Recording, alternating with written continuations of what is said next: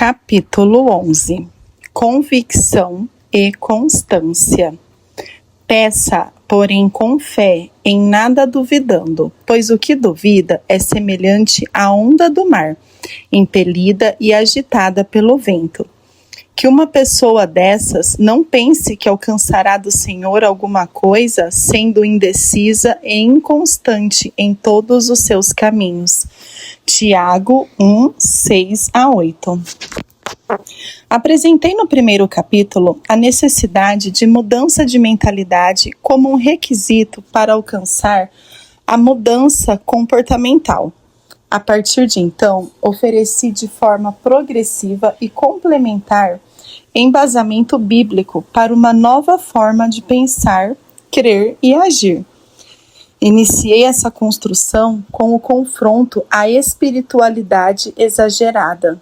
Abordei a responsabilidade humana na duração de nossa vida, através de nossas escolhas, e expus a resposta que devemos à redenção divina, a boa mordomia do corpo. Falei também acerca da sobrecarga de peso, alimentação e a abstinência dela, por meio do jejum, exercício físico e descanso. A pergunta prática é: diante de tudo que foi ensinado, como proceder de modo a reformular nossa conduta? A mudança de mentalidade é um processo e requererá mais do que a leitura deste livro. Nestes 2 capítulos finais, quero oferecer um auxílio pragmático para a mudança de comportamento e compartilhar o que Deus me instruiu ao longo desse processo que vivenciei nos últimos 15 anos. Passei por várias oscilações de comportamento e de peso em minha jornada de descoberta e aplicação dessas verdades acerca do cuidado do corpo. E é exatamente o que acontece com a maioria das pessoas que, seja qual for a área, passa por algum tipo de mudança. Foram comportamentos diferentes em épocas distintas e atualmente, refletindo acerca deles, enxergo alguns detalhes importantes que podem ser de grande valia àqueles que necessitam de ajustes em sua vida. Trata-se dos princípios bíblicos relacionados com convicção e constância. Para simplificar, vou dividir minha história em 2 fases distintas. A primeira fase envolve a etapa anterior às experiências que descrevo aqui. Diz respeito ao início de minha fase adulta, quando comecei a ganhar peso, e na época não me importava com isso. Como compartilhei no início do livro, eu não mensurava nenhuma consequência futura, espiritualizava o que não deveria e não dava ouvidos a quem quer que tentasse me ajudar com conselhos sobre o cuidado do corpo.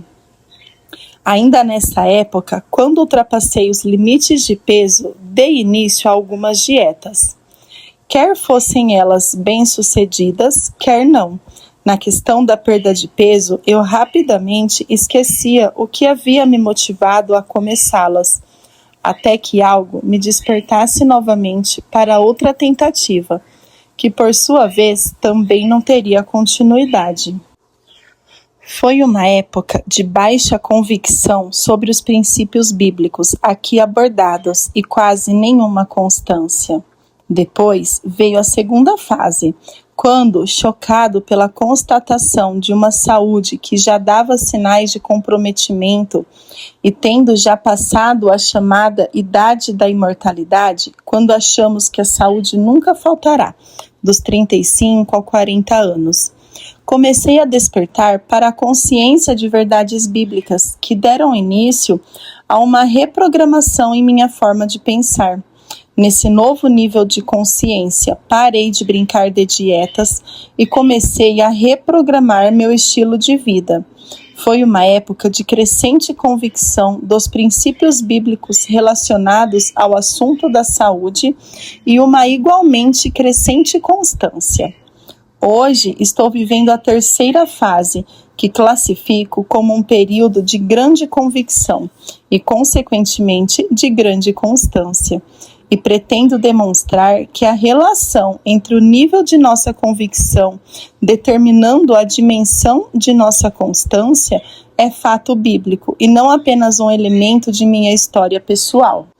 Aliás, deixe-me aproveitar para dizer primeiro que reeducação alimentar é aquilo de que precisamos, especialmente os com condição de sobrepeso. Do contrário, a pessoa voltará a engordar. Se o que levou a pessoa ao sobrepeso foi o estilo de vida e o padrão de alimentação errada, não dá para imaginar que depois da dieta, ao voltar aos velhos hábitos, o problema não retornará. Ouvi certa vez o Dr. Aldrin Marshall dizer que dieta é algo que tem tempo determinado para se aturar e depois terminar, regressando-se ao comportamento anterior. Nesta reflexão sobre as duas primeiras fases desse processo, percebi certas características ausentes em uma e presentes em outra fase. A diferença entre elas me ajudou a entender algo. Além dos resultados visíveis, como a diminuição de peso, eu diria que a mudança fundamental foi de consciência. Uma nova forma de pensar, alicerçada em um novo nível de entendimento, me ajudou a adotar um novo estilo de vida com novas práticas. Esse foi o fundamento inicial estabelecido no primeiro capítulo. É honesto admitir, porém, que mesmo nessa fase de mudança, eu ainda experimentei várias oscilações. Na segunda fase, deixei de viver o efeito sanfona, ou gangorra, como muitos denominam. Não era mais aquela montanha-russa, aquele sobe e desce de peso como antigamente. Por várias vezes, contudo, ainda oscilei de peso, muito embora em proporções menores. Na primeira leva de quilos perdidos, por volta de 2010, eu eliminei 27 quilos. Refiro-me àquela época que descrevi no início do livro, quando cheguei a pesar 153 quilos.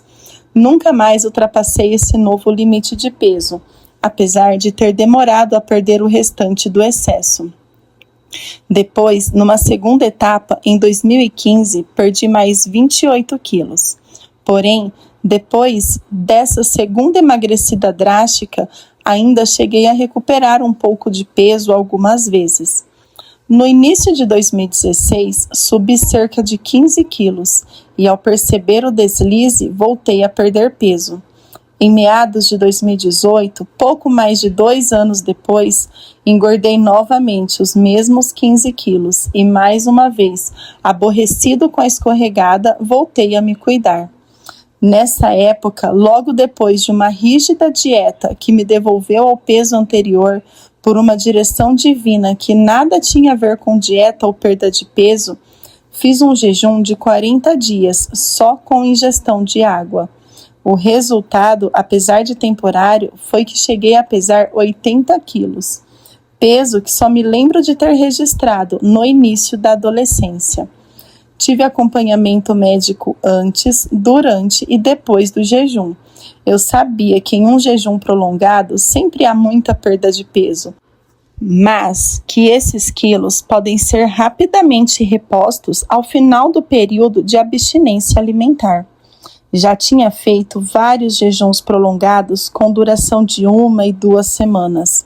Certa vez cheguei a fazer um de 3 semanas, e sabia que o corpo apresenta hiperassimilação depois do jejum. Portanto, não estranhei quando fui recuperando o peso. O problema é que poucos meses depois, no início de 2019, eu tinha voltado à marca dos 3 dígitos na balança. Foi nessa ocasião que entendi da parte de Deus o que vou compartilhar neste capítulo.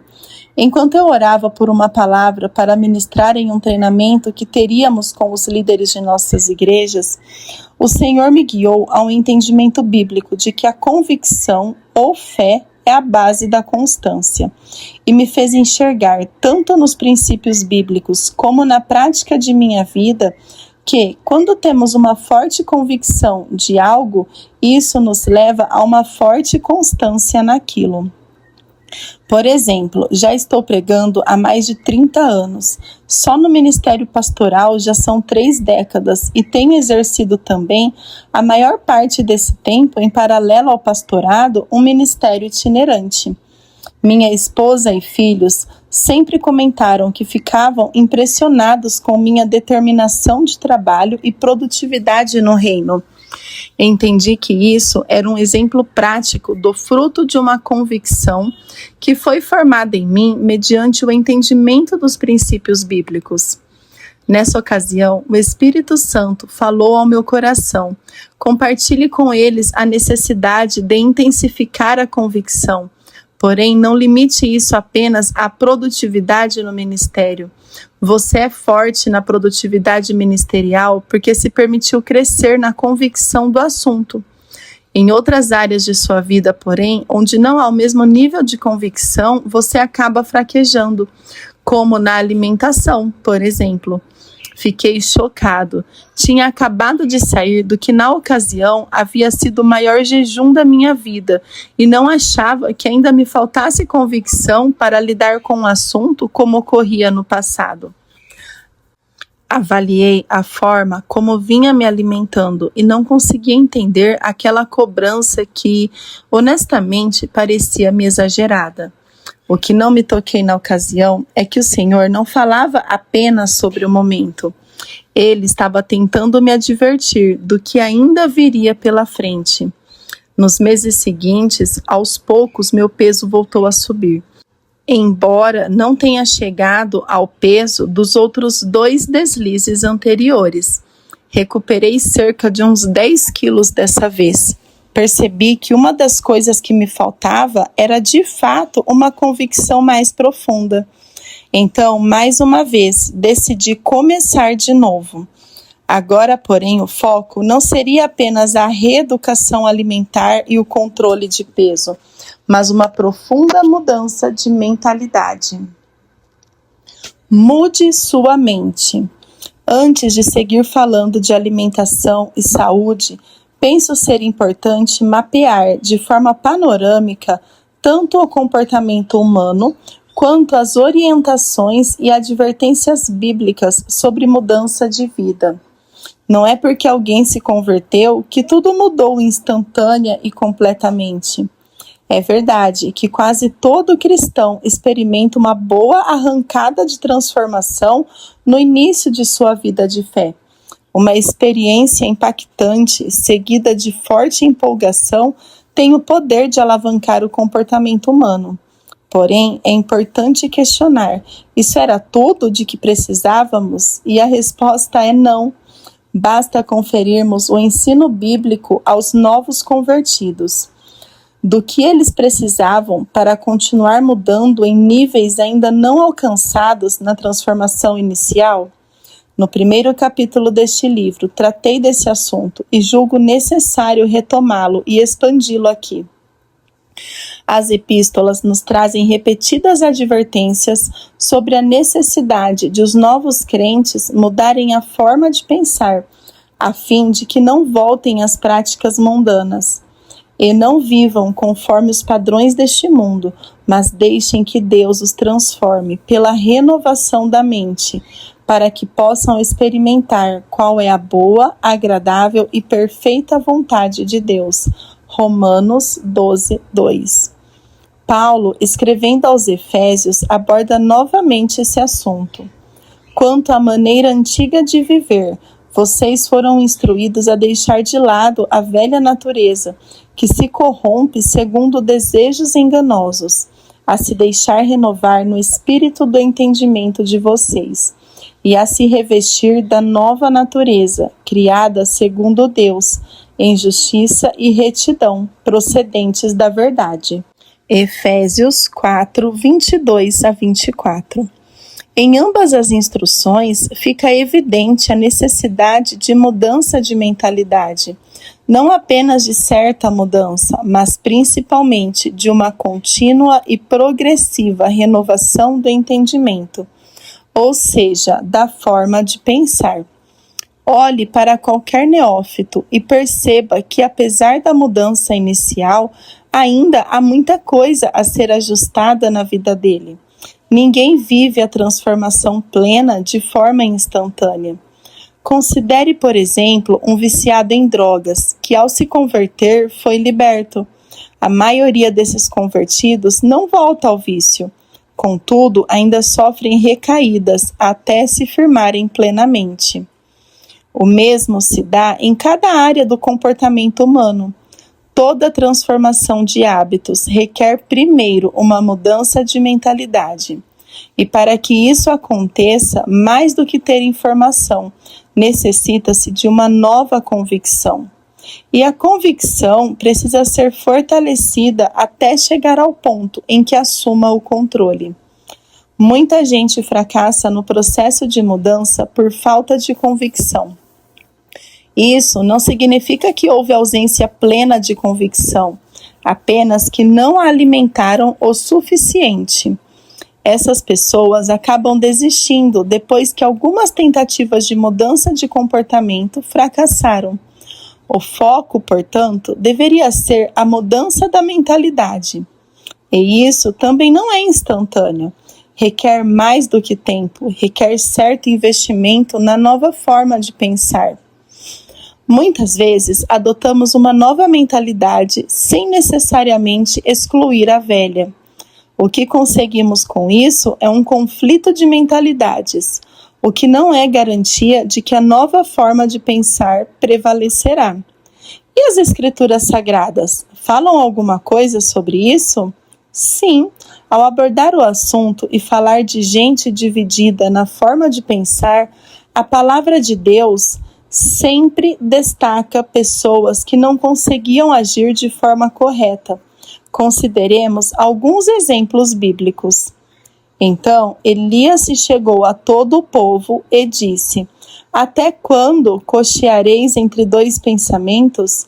Se o Senhor é Deus, segui-o. Se é Baal, segui-o. Porém, o povo nada lhe respondeu. 1 Reis 18-21. A palavra hebraica traduzida por cochear é pakashi, que significa passar por cima, saltar por cima, mancar. Refere-se a alguém que caminha com dificuldade, pendendo o corpo de um lado para o outro. Já o termo hebraico traduzido por pensamentos é saif, ambivalência, divisão, opinião dividida. Portanto, o profeta advertiu o povo de Israel a parar de oscilar entre dois pensamentos ou opiniões divididas. Os israelitas não haviam trocado Deus por Baal. Eles estavam tentando conciliar os dois. O que estava em jogo era uma espécie de sincretismo, de mistura de pensamentos e crenças. Havia duas mentalidades competindo, e, obviamente, uma delas precisava ser eliminada. Elias chegou ao ponto de dizer: se o Senhor é Deus, segui-o. Se é Baal, segui-o. Em outras palavras, ele estava dizendo que eles deveriam ficar com um pensamento só. No Novo Testamento, encontramos o mesmo tipo de advertência. E qual seria a razão da repetição dessas advertências nas Escrituras? Obviamente, Deus quer que entendamos o dano que tal atitude de indecisão pode nos trazer, e que por meio dessa compreensão é possível evitar o prejuízo que seria ocasionado em nossa vida. Tiago escreveu: Se, porém, algum de vós necessita de sabedoria, peça a Deus, que a todos dá liberalmente e nada lhes impropera, e ser-lhe-á concedida. Peça, porém, com fé, em nada duvidando, pois o que duvida é semelhante à onda do mar, impelida e agitada pelo vento.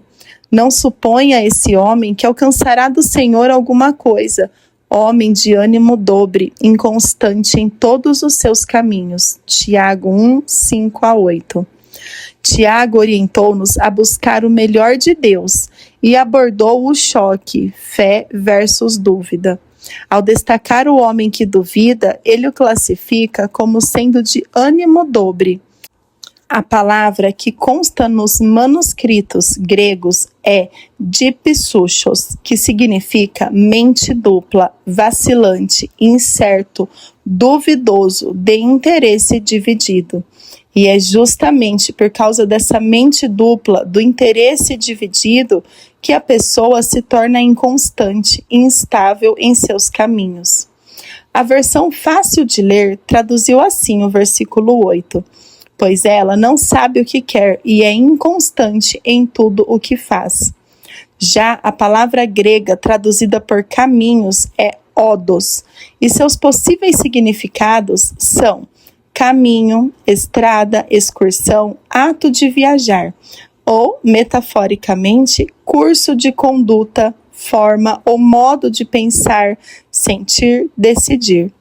Ou seja, tanto a possibilidade de tradução como a lógica do texto admitem a possibilidade de entendermos a declaração de Tiago assim: não suponha esse homem que alcançará do Senhor alguma coisa, homem de mente dupla, inconstante em toda a sua forma de pensar e, consequentemente, nos caminhos que decide trilhar. O texto bíblico que destacamos não fala apenas sobre mente dividida ou forma de pensar, fala ainda de fé ou incredulidade e também de características relacionadas a cada uma delas. Isso é importante porque, se por um lado afirmamos que a fé não é racional, por outro não podemos dissociá-la de nosso entendimento, que é o que gera a convicção. Relação entre fé e convicção e constância. Além de falar sobre crer ou não crer, Tiago ainda enfoca quem recebe a intervenção divina e quem não. Em outras palavras, podemos tomar seu ensino como uma espécie de receita para a cooperação com Deus, ou para a falta dela. A fé sempre dá sinais de persistência, perseverança e constância. Com a incredulidade é exatamente o oposto. A pessoa que duvida tem ânimo dobre, mente dividida e é inconstante. Essas são características da incredulidade. Tal pessoa não carrega convicção, que é uma forma inalterável de pensar. Uma das maneiras de avaliar se estamos andando em fé ou incredulidade consiste nas manifestações das características de cada uma delas em nossa vida. A palavra de Deus também nos ensina. Assim diz o Senhor: maldito aquele que confia no ser humano, que faz da carne mortal o seu braço e cujo coração se desvia do Senhor. Porque ele será como um arbusto solitário no deserto e não verá quando vier o bem. Pelo contrário, morará nos lugares secos do deserto, na terra salgada e inabitável. Bendito aquele que confia no Senhor e cuja esperança é o Senhor, porque ele é como a árvore plantada junto às águas, que estende as suas raízes para o ribeiro e não receia quando vem o calor, porque as suas folhas permanecem verdes e no ano da seca não se perturba, nem deixa de dar fruto.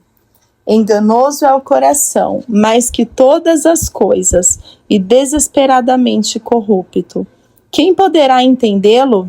Eu, o Senhor, sondo o coração, eu provo os pensamentos, para dar a cada um segundo os seus caminhos, segundo o fruto das suas ações. Jeremias 17, 5-10. O profeta está falando da parte de Deus, a respeito de confiar ou não no Senhor. E depois de mostrar que há evidências que se manifestam na vida dos que confiam e na dos que não confiam, ele diz que o coração do homem é enganoso e questiona: quem poderá entendê-lo? O que isso significa? Que nem sempre saberemos o nível de confiança que temos tão somente ao olhar para o nosso coração. Mas, depois de falar da dificuldade do homem em se avaliar no quesito confiança, o Criador declara que é Ele próprio quem sonda o coração e os pensamentos. E o que o Senhor faz depois de nos examinar de uma forma que não podemos fazer? Ele mesmo declara que o propósito dessa sondagem interior é dar a cada um segundo os seus caminhos, segundo o fruto das suas ações. Em outras palavras, depois de examinar nosso íntimo, Deus tornará visível o que está dentro de nós por meio das circunstâncias. Assim, as evidências do que se encontra oculto, invisível no interior, se tornarão evidentes, visíveis no exterior. Nessa ilustração bíblica, percebemos que a constância é uma das evidências na vida dos que creem. Uma característica dos que confiam é que eles serão como a árvore plantada junto às águas, que se estende as suas raízes para o ribeiro, e não receia quando vem o calor, porque as suas folhas permanecem verdes, e no ano da seca não se perturba, nem deixa de dar fruto. Como eu aprecio essa declaração! Manter a folhagem verde e não deixar de dar fruto, mesmo diante do calor, é uma incontestável definição de constância. Assim, deveria ser a frutificação de cada cristão, independentemente das circunstâncias. A constância é gerada pela convicção, que é o oposto da mente dividida. Quando o Novo Testamento fala de alguém fiel, constante em seus valores, compromissos e missão, traz a mesma relação entre fé, convicção e constância. Deixe-me exemplificar isso com versículos bíblicos. Quem é, pois, o servo fiel e prudente a quem o Senhor deixou encarregado dos demais servos para lhes dar o sustento a seu tempo? Mateus 24, 45. A palavra grega traduzida por fiel é pistos, cujas acepções incluem verdadeiro, fiel, de pessoas que se mostram fiéis na transação de negócios, na execução de comandos ou no desempenho de obrigações oficiais. Alguém que manteve a fé com a qual se comprometeu, digno de confiança, aquilo em que se pode confiar, persuadido facilmente, que crê, que confia. Portanto, um dos significados básicos de fiel é aquele que crê. Veja um exemplo do uso de pistos para referir-se a quem crê. Que harmonia pode haver entre Cristo e o maligno? Ou que união existe entre o crente e o descrente? Segundo a Coríntios 6,15. De igual modo, quando Paulo fala de Abraão na Epístola aos Gálatas, ele diz: de modo que os da fé, pistes, são abençoados com o crente, pistos, Abraão, Gálatas 3:9. Sobre Timóteo é dito que ele era filho de uma judia crente, pistos, Atos 16:1. Jesus disse a Tomé: não seja incrédulo, pistos, mas crente, pistos, João 20:27. Nesses e em muitos outros textos bíblicos, a palavra fiel foi vertida como crente. Portanto, o fiel, pistos, é alguém que tem fé, pistes. E enquanto a palavra fiel procede de fé, a palavra fé, por sua vez, procede de peitó, que significa persuasão. O ponto a ser destacado aqui é que ser fiel, constante, procede da fé, convicção, que por sua vez procede da persuasão, mudança de pensamento. Um exemplo do uso dessas palavras pode ser encontrado quando, na ocasião da crucificação de Cristo, um zombador declara: salvou os outros, a si mesmo não pode salvar. É rei de Israel, que ele desça da cruz e então creremos nele. Confiou em Deus, pois que Deus venha livrá-lo agora, se de fato lhe quer bem, porque ele disse: sou filho de Deus. Mateus 27, 42, 43. As palavras traduzidas por creremos e confiou são distintas, embora transmitam o mesmo significado. Creremos é pisteuo, isto é, pensar que é verdade, estar persuadido de, acreditar, depositar confiança em, de algo que se crê, acreditar, ter confiança. Já confiou é peitó, persuadir, induzir alguém, pelas palavras a crer, fazer amigos de, ganhar o favor de alguém, obter a boa vontade de alguém ou tentar vencer alguém, esforçar-se por agradar alguém, tranquilizar, mover ou induzir alguém por meio de persuasão, para fazer algo, ser persuadido, deixar-se persuadir, acreditar. A relação entre fé e convicção na Bíblia é inegável. Aliás, a fé, na própria definição bíblica, é apresentada como uma convicção, uma certeza. Ora, a fé é a certeza de coisas que se esperam, a convicção de fatos que não se veem. Hebreus 11:1. Abraão é denominado nas Escrituras pai da fé, e a palavra de Deus o apresenta dessa forma, como um modelo a ser seguido. Por isso, Paulo, escrevendo aos Romanos, se refere aos que creem como sendo aqueles que andam nas pisadas da fé que teve Abraão. Romanos 4:12. E a mesma Bíblia que o coloca como referência dos que creem, também nos revela o tipo de fé que ele tinha. E, sem enfraquecer na fé, levou em conta o seu próprio corpo já amortecido, tendo ele quase 100 anos, e a esterilidade do ventre de Sara. Não duvidou, por incredulidade, da promessa de Deus, mas pela fé se fortaleceu, dando glória a Deus, estando plenamente convicto de que Deus era poderoso para cumprir o que havia prometido. Romanos 4:19-21. A característica apresentada acerca da fé do patriarca é muito clara.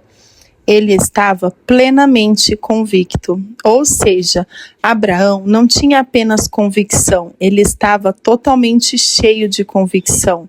Esse é o significado da palavra utilizada nos manuscritos originais, plerophoreo, que indica tanto a ação de encher, preencher, como de levar alguém a ter certeza, persuadir, convencer. O pai da fé estava completamente cheio de convicção. Isso nos ensina que alguém pode até ter certo nível de convicção, sem porém estar totalmente preenchido.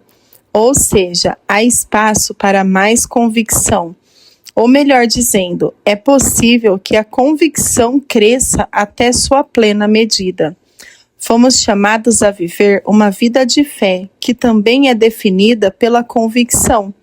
Mas temos tentado crer sem nos deixar ser plenamente persuadidos.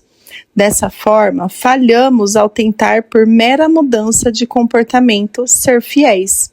Portanto, para reprogramar a capacidade de ser fiel, constante, temos de fortalecer a fé, convicção. Esta, por sua vez, não vem toda de uma vez. A convicção vai nos enchendo aos poucos, por camadas, à medida que nos deixamos ser persuadidos. Como você acha que vem a fé? A resposta bíblica é objetiva, e assim a fé vem pelo ouvir, e o ouvir pela palavra de Cristo. Romanos 10:17. A palavra de Deus tem o poder de mudar nossa forma de pensar e, consequentemente, nossas convicções. Não deveríamos tentar mudar um comportamento apenas porque alguém ordenou. Precisamos ser alimentados para essa mudança através da palavra de Deus. As Escrituras é que devem gerar em nós a convicção que nos levará à constância. O conceito bíblico de certo e errado, do que é pecado ou não, não depende apenas da observância de regras pré-estabelecidas. O apóstolo Paulo ensinou isso aos crentes de Roma. Ele inicia tratando de questões alimentares. Acolham quem é fraco na fé, não porém para discutir opiniões, Um crê que pode comer de tudo, mas quem é fraco na fé come legumes. Quem come de tudo não deve desprezar o que não come, e o que não come não deve julgar o que come de tudo, porque Deus o acolheu. Romanos 14, 1-3. E ao abordar as discussões entre os irmãos sobre o que se poderia e o que não se poderia comer, o apóstolo externa sua opinião sobre quem acha que não pode comer tudo e o denomina de fraco na fé. Para a maioria, o assunto aqui estaria resolvido. Mas Paulo apela para a lei do amor e diz: portanto, deixemos de julgar uns aos outros. Pelo contrário, tomem a decisão de não pôr tropeço ou escândalo diante do irmão. Romanos 14, 13. Isso não mudava a opinião de Paulo sobre o fato de que, diferentemente dos tempos da lei mosaica, o cristão pode comer de tudo, como definido no capítulo 7. Eu sei e estou persuadido no Senhor Jesus, de que nada é impuro em si mesmo, a não ser para aquele que pensa que alguma coisa é impura. Para esse é impura. Romanos 14, 14. Contudo, apesar de sua opinião, o apóstolo não queria que houvesse contendas por aquele assunto e aconselhou os demais irmãos que pensavam como ele a respeitarem uma opinião diferente e os chama a serem pacientes e amorosos com os que discordavam. Se o seu irmão fica triste por causa do que você come, você já não anda segundo o amor. Não faça perecer por causa daquilo que você come, aquele por quem Cristo amou. Não seja, pois, difamado aquilo que vocês consideram bom, porque o reino de Deus não é comida nem bebida, mas justiça, paz e alegria no Espírito Santo. Aquele que deste modo serve a Cristo é agradável a Deus e aprovado pelas pessoas. Assim, pois, sigamos as coisas que contribuem para a paz e também as que são para a edificação mútua. Não destrua a obra de Deus por causa da comida. Todas as coisas, na verdade, são puras, mas não é bom quando alguém que come algo que causa escândalo. É bom não comer carne, nem beber vinho, nem fazer qualquer outra coisa que leve um irmão a tropeçar. Romanos 14, 15 e 21. Não se trata de evitar conflito apenas para não ser desagradável. Lendo as epístolas de Paulo, constatamos que ele sabia confrontar as pessoas e colocar o dedo na ferida quando necessário. O ponto em questão é que as pessoas que acreditavam não poder comer de tudo, o que era diferente do que o apóstolo praticava e ensinava, tinham um problema de fé e não apenas de opinião. Portanto, não adiantava tentar mudar o comportamento delas sem que houvesse primeiro uma mudança de mentalidade. Isso fica evidente, a meu ver, quando o apóstolo sinaliza que alguém poderia pecar comendo um tipo de alimento que não era pecado. Observe: a fé que você tem, guarde-a para você mesmo diante de Deus. Bem-aventurado é aquele que não se condena naquilo que aprova, mas aquele que tem dúvidas é condenado se comer, pois o que ele faz não provém de fé, e tudo que não provém de fé é pecado. Romanos 14, 22, 23. Você pode trocar a palavra aprova por acredita, e o significado da mensagem será o mesmo. Bem-aventurado é aquele que não se condena naquilo que acredita. O apóstolo deixou claro que nenhum tipo de alimento é impuro, a não ser para aquele que pensa que é impuro. E enfatiza: para esse é impuro. Romanos 14, 14. Isso significa que o que não é pecado para outros pode ser para mim. Portanto, o tipo de crente que Paulo definiu como sendo de fé fraca é alguém de baixa convicção em determinado assunto. E fazer as coisas sem convicção recebe uma classificação forte que não pode ser ignorada. Tudo o que não provém de fé é pecado. Romanos 14, 23. Não é possível viver a plenitude do propósito divino sem convicção. E convicção vem de ouvir a palavra de Deus, não vem de outra forma. Mas também não vem toda de uma vez. Procuremos entender isso melhor. Iniciei este capítulo mencionando que minha família sempre elogia minha dedicação de servir a Deus e a inspiração que isso proporciona. Mas se você me perguntasse se eu sempre tive a mesma intensidade no ministério, a resposta seria não. Porque mesmo quando era mais novo e, portanto, tinha mais vigor físico, eu não era tão fortemente movido por convicções interiores como sou hoje. O nível de convicção do que Deus espera de mim, além do entendimento de meu próprio chamado e propósito, cresceu com o tempo. Isso mesmo, convicção cresce. Todos temos áreas de forte convicção e outras áreas de menor convicção. E precisamos aprender a fortalecer a convicção por meio da meditação na palavra de Deus. Mesmo na época em que estava exageradamente acima do peso, eu costumava jejuar. E muitas vezes, em jejuns prolongados, eu me sentava à mesa com as pessoas que iriam comer e não me sentia tentado diante da comida. Já fui a churrascarias sem comer, apenas para ter comunhão com amigos, enquanto jejuava por semanas inteiras, bebendo tão somente água.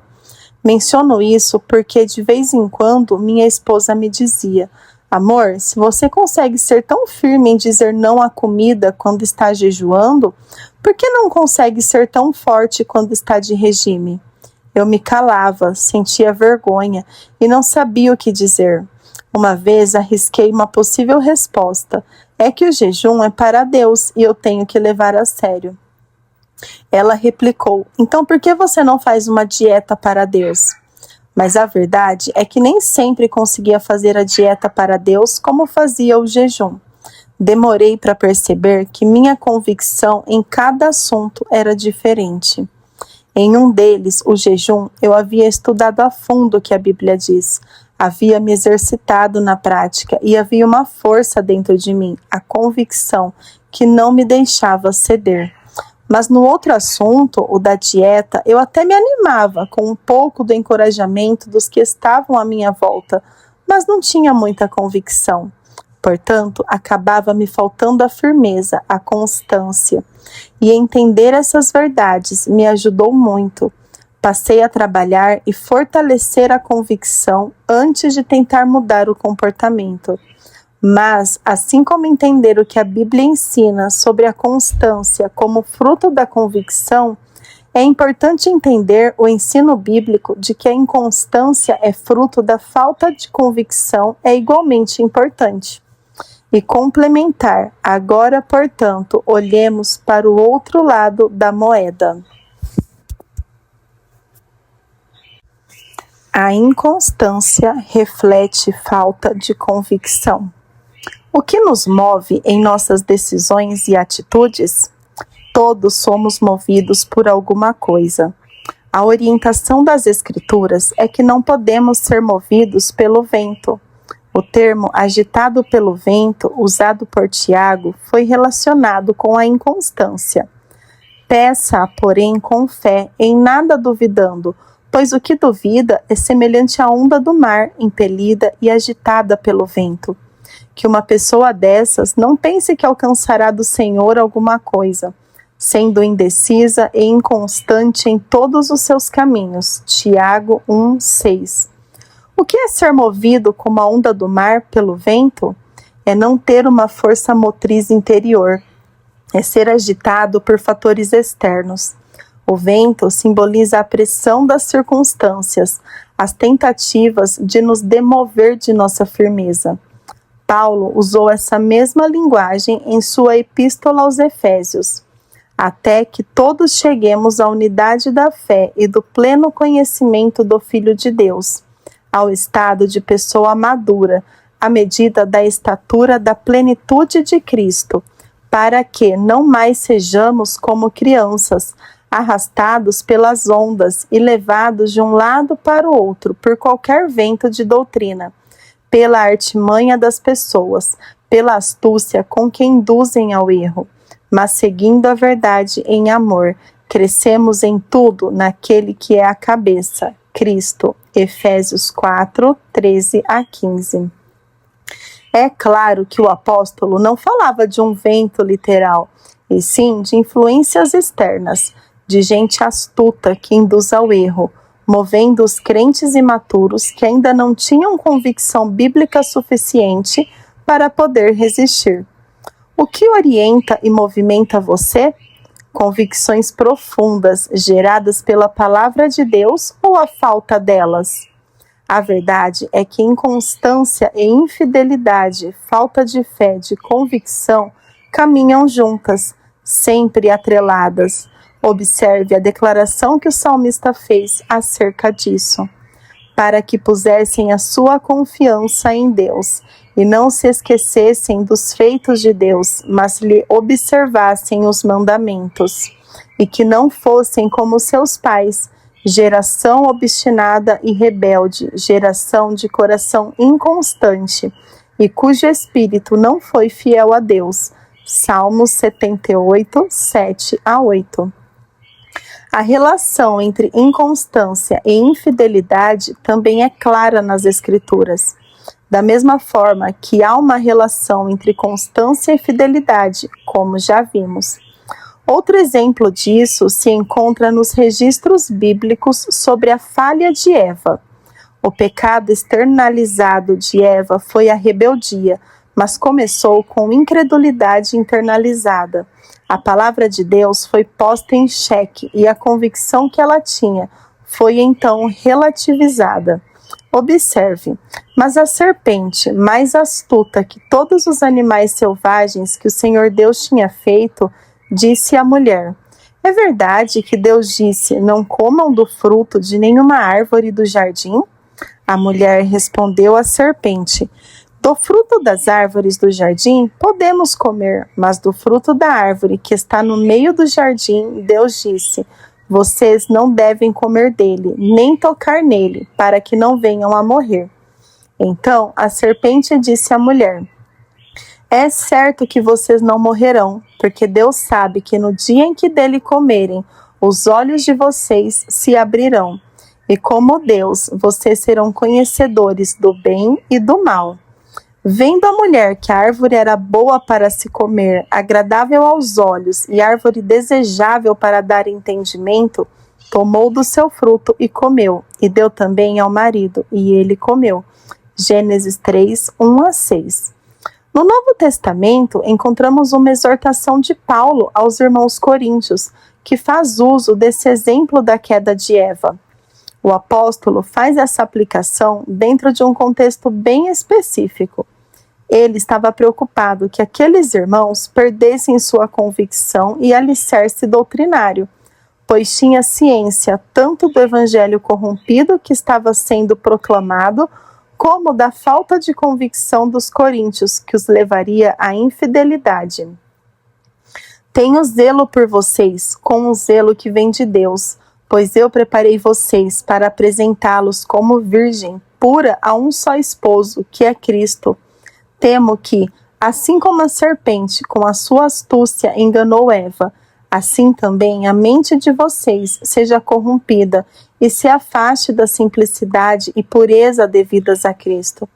Pois, se vem alguém que prega outro Jesus, diferente daquele que nós pregamos, ou se vocês aceitam um espírito diferente daquele que já receberam, ou um evangelho diferente do que já aceitaram, vocês toleram isso muito bem. 2 Coríntios 11, 3. Penso que Pedro não foi chamado de homem de pequena fé por não ter conseguido permanecer sobre as águas, mas sim pela mente dividida que se permitiu ter logo depois de ter tido fé para andar sobre as águas. Mateus 14, 28 a 31.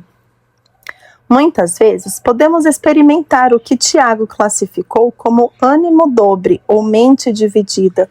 O próprio João Batista vivenciou algo parecido. Todas estas coisas foram relatadas a João pelos seus discípulos. E João, chamando 2 deles, enviou-os ao Senhor para perguntar: você é aquele que estava para vir ou devemos esperar outro? Quando os homens chegaram a Jesus, disseram: João Batista nos enviou para perguntar: o Senhor é aquele que estava para vir ou devemos esperar outro? Lucas 7, 18, 19. Não estamos falando de alguém que nunca acreditou. O precursor de nosso Senhor sabia que Jesus era o Cristo. João teve uma revelação divina, seguida da manifestação de uma voz audível e também da visão do Espírito Santo como pomba, descendo sobre Jesus. Ele falou sobre Jesus com muita convicção. Entretanto, por alguma razão, quando estava preso, João Batista parece ter perdido sua convicção e passado por um momento de mente dividida. E se isso aconteceu com gente que era tão convicta e usada por Deus, será que temos o direito de pensar que estamos imunes a esse tipo de problema? Eu sei que a mesma coisa pode acontecer conosco, e em diferentes áreas da vida. Já tive momentos em que a convicção bíblica do cuidado do corpo foi tão forte que mudei completamente a maneira de me alimentar, dormir e exercitar. Porém, por mais de uma vez, já percebi que a consciência dessas verdades pode ir aos poucos, se diluindo e se perdendo. E a cada vez que isso me aconteceu, acabei relaxando naquilo em que antes estava tão dedicado. Porque nossa constância ou falta dela sempre será determinada pelo nível de convicção que temos. Para fechar essa ideia, embasando-a claramente na palavra de Deus, quero analisar um último exemplo bíblico. O motivo pelo qual os israelitas não entraram na terra prometida, de acordo com o escritor de Hebreus, foi a incredulidade ou falta de convicção na promessa divina. Assim, vemos que não puderam entrar por causa da incredulidade. Hebreus 3:19. E qual a definição das Escrituras a respeito de incredulidade? Isso é definido alguns versículos depois, como a falta de misturar a palavra de Deus com a fé, convicção. Porque também a nós foram pregadas as boas novas, como a eles, mas a palavra da pregação nada lhes aproveitou, porquanto não estava misturada com a fé naqueles que a ouviram. Hebreus 4:2. Há variações na tradução do versículo acima. Algumas versões bíblicas optam pela expressão acompanhada, outras preferem unida.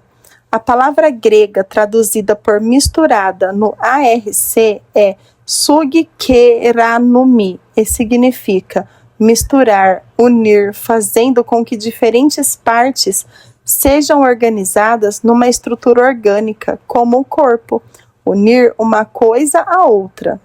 Em outras palavras, não houve uma união entre a palavra de Deus e a fé.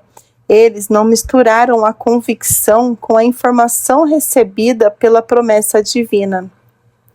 Assim, até começaram bem, dando ouvidos ao Senhor, mas em algum momento perderam a convicção. Portanto, se queremos mudar nosso estilo de vida e, depois disso, não retroceder, permanecendo com um novo comportamento, precisamos fortalecer nossa convicção. Não apenas procurar entender melhor os princípios bíblicos, como também orar para acessar um novo nível de entendimento e revelação das Escrituras.